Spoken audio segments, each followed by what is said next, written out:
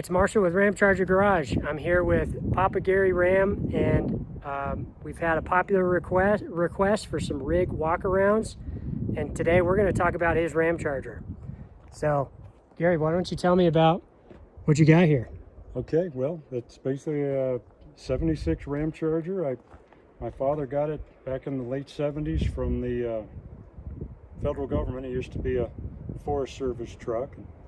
It's gone through several different platforms, small blocks, and now it's got a big block in it, 440 with a 435 tranny and off-road design adapter for the 203, 205 doubler. All right, so tell me about the drivetrain this thing has.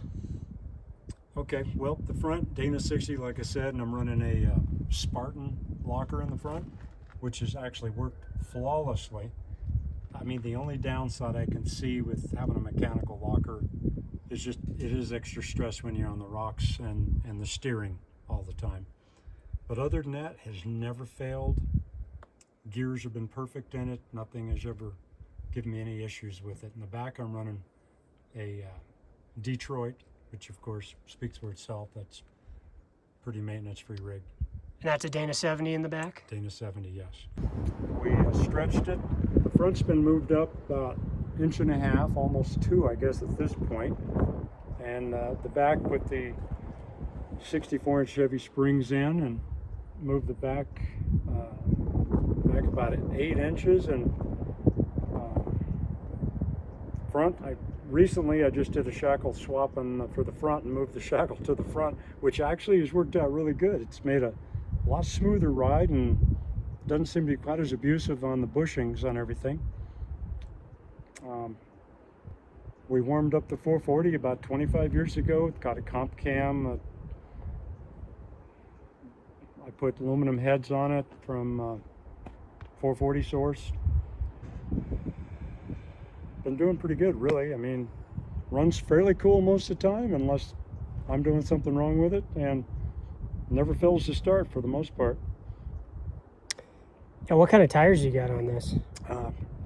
These are the IROC Super Swampers. They're 14 by 42s on 16-inch rims, which is the only downside. It's kind of hard to go with much of a different rim at this point.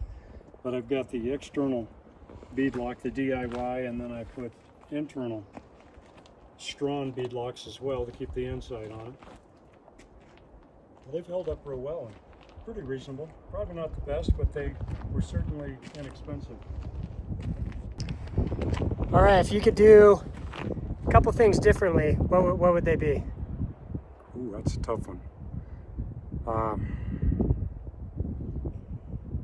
I don't know.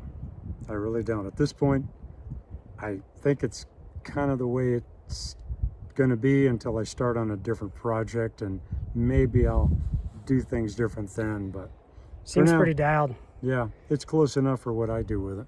Yeah, especially I think for a leaf sprung rig, I don't think it can get any better than that.